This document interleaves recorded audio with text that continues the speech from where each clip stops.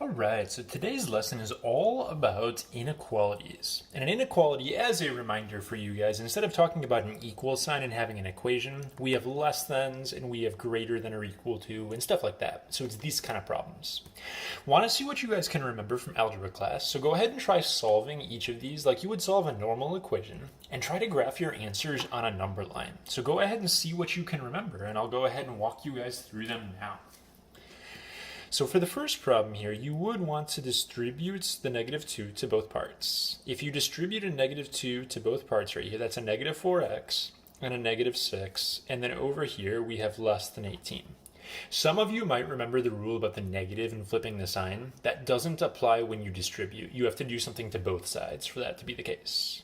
For my next step, I'm going to add 6 to the other side. You basically treat it like a regular equation. You got your line right here. You add the 6 over to the other side. And then I'm going to have -4x is less than, this will be a 24. The rule that is different about inequalities, when you multiply or divide both sides by a negative number, you have to flip the sign around.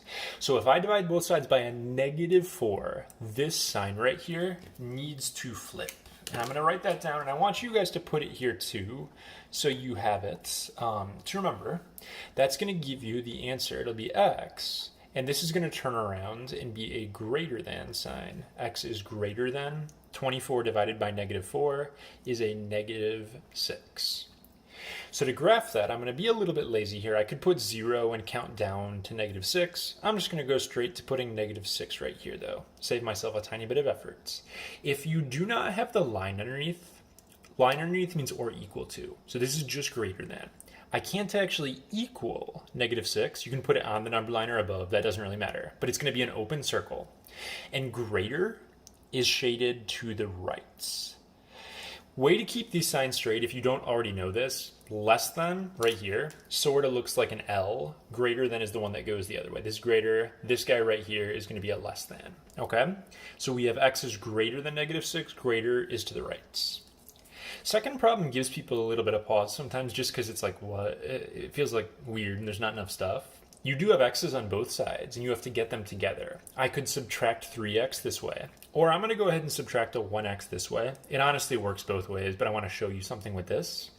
These are going to cancel. So now I have 0, and I'm going to have 3x minus 1x is a 2x over here. And to solve this and get x by itself, I divide by 2. 0 divided by 2 is still 0. So if I get x by itself, it's going to say this. Do not try to graph stuff until you have x on the left side. You want x over here. People screw this up all the time. If you were to flip this around, the little alligator guy still wants to eat 0, so it's going to turn this way now, and it's going to go like this. This and this are equivalent. So now I'm going to go to 0 on my number line. I would do a solid circle because it's or equal to right here. And less than or equal to means I shade to the left. So my graph would look like that. Today what we're going to do is we're going to remind you guys how you graph in not just one variable like we did on a number line right here, but in 2 variable problems with y's as well. There are 4 rules for this, and they're all very simple. I'm going to have you write them down here, and this honestly should be a pretty straightforward lesson for you guys. The first one says y is greater than, or y is greater than or equal to. If your setup is a greater problem, you will shade above your graph. So any sort of greater problem, you're going to shade above. If you have y is less than or equal to, you're going to shade below your graph. So above or below is the way I want you to think about it in 2 variables, and we'll see examples on the next page. Your or equal to problems, so the ones with the lines underneath, greater than or equal to, less than or equal to, you are going to make sure you draw a solid line. This is going to be like the solid circle, open circle version of 2 variable graphs. And then if you have this other situation here with a greater or just a less than, you're going to do a dashed or a dotted line instead. If you can keep this straight right here, these are really pretty straightforward questions.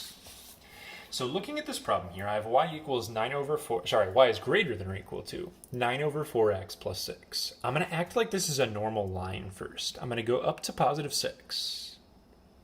And I'm going to put a dot for my y-intercept, which is the plane number right there.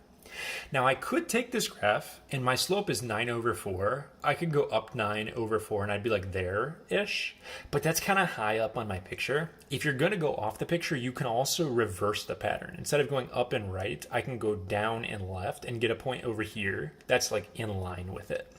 So I'm going to choose to do that just to show you guys how that can work. So I'm going to go down 1, 2, 3, 4, 5, 6, 7, 8, 9, and I'm going to go 4 this way.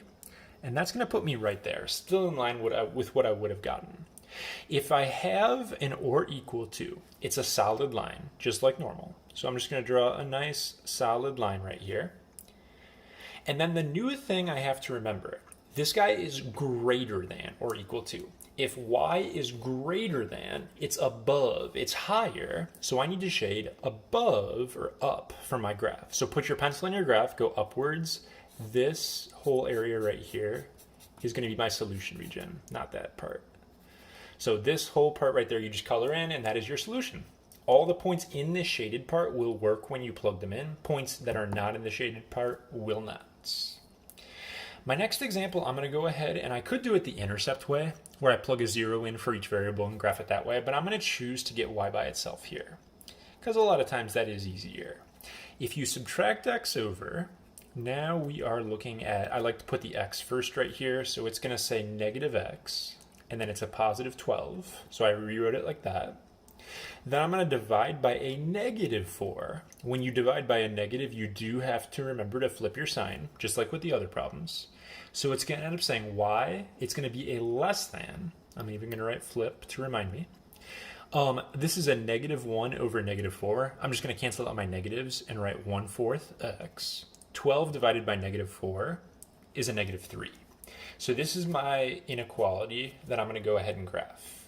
I'm going to go down to negative 3.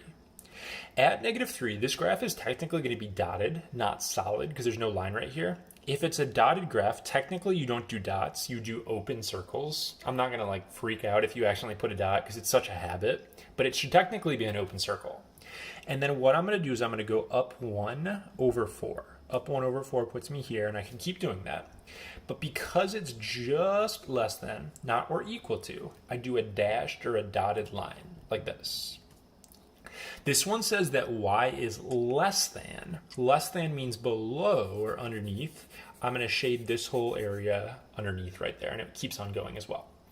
So again, points in the shaded part work if you plug them in. Points on the line here would not work because it's a dotted line and not a solid line. So that's how you graph your solution. I have another problem right here, and this one is not actually going to be a linear graph. You have to get used to seeing those bars, and remember we just talked about absolute values make V-shaped graphs. I have to get y by itself first, which means there's y plus 1. I'm going to subtract 1. When I do that, it gets put over here with the other add subtract number, not the multiply number, not the inside number. It goes right there. So my new little guy is going to say negative 2, and then it's going to go the x plus 5, and negative 3 and negative 1 are going to make a negative 4. Technically, my y is over on this side, but before I try graphing this, just like in Arduino, what I want to do is I want to flip this guy over so y is where it's supposed to be. What that's going to end up doing, if I flip the whole problem over, the alligator still wants to eat y. So I'm going to move it to that side, and this is what I'm looking to graph. So remembering our rules, inside is left, right, does the opposite. That is going to move me left 5. Inside always does the opposite on our graphs. Negative 4 is going to move me down 4. So the vertex on my V is going to go right there. Left 5, down 4. My slope on the V is a negative 2, so I treat that like negative 2 over 1. And I'm going to go down 2 over 1 in both directions.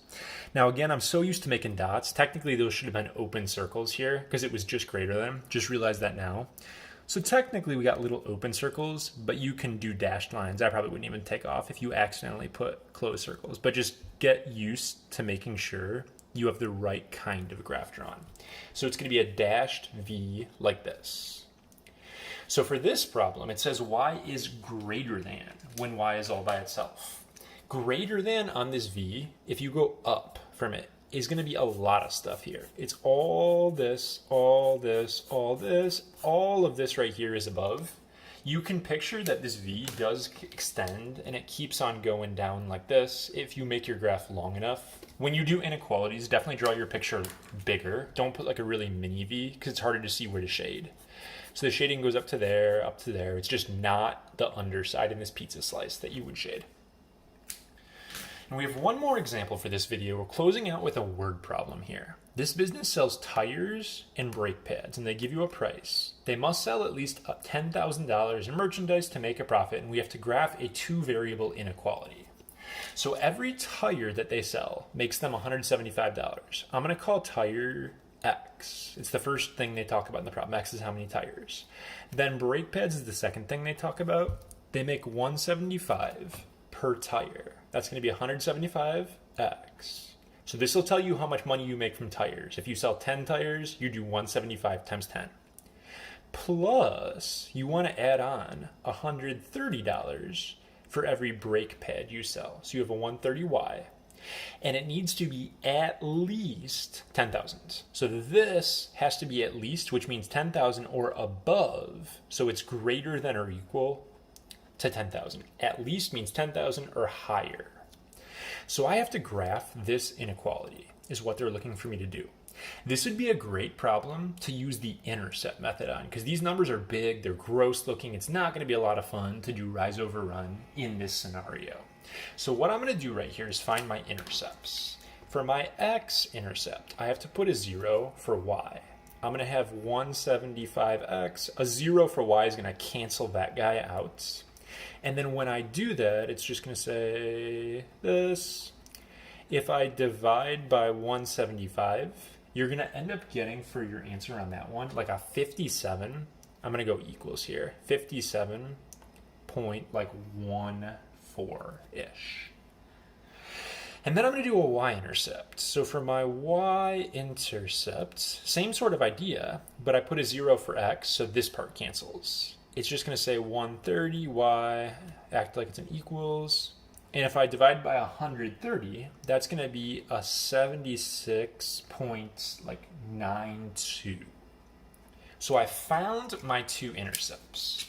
We're running out of room here, so I'm just going to throw this on a new sheet. When I'm trying to graph this problem, when you're doing it the intercept way, I'm going to start out by figuring out how to put these dots on there.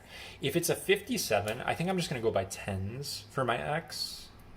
So I got 10, 20, 30, 40, 50, 60. So once I have that set up, a 57 is going to be like there-ish. It'll be a solid line, so I'm going to put like a real dot. My y-intercept is a 76. I'm going to go by tens here as well. So 10, 20, 30, 40, 50, 60, 70, 80. That's 70, that's 80. 76 is like there. And again, I showed you guys before, you can do this as like a method for graphing a line without having to do like rise over run on gross looking numbers. So I graphed my intercepts and I drew it that way. The last thing I have to do is figure out my shading. It is a solid line right here. You have to be a little careful. You can't just look at this. You have to actually get y by itself. And I don't need to get y by itself. I just need to look if it's going to flip or not. If I subtract 175 and divide by a positive 130, that sign is not going to flip around. When I get y by itself, it's still going to say greater than or equal to. If this would have been a minus here, I would end up flipping for my shading. But greater than or equal to means everything above this line is going to work. There's also something else we got to talk about in one of these problems that comes up more later in the class, and that is the fact that x and y are tires and brake pads. They can't be negative numbers. So when I do my shading, I really only need to worry about this quadrant where they're both positives. Even though technically, yeah, the shading keeps going here, I'm not going to bother shading below 0 because you can't sell negative stuff, and that doesn't make any sense. So that is how you would graph an inequality with some bigger numbers.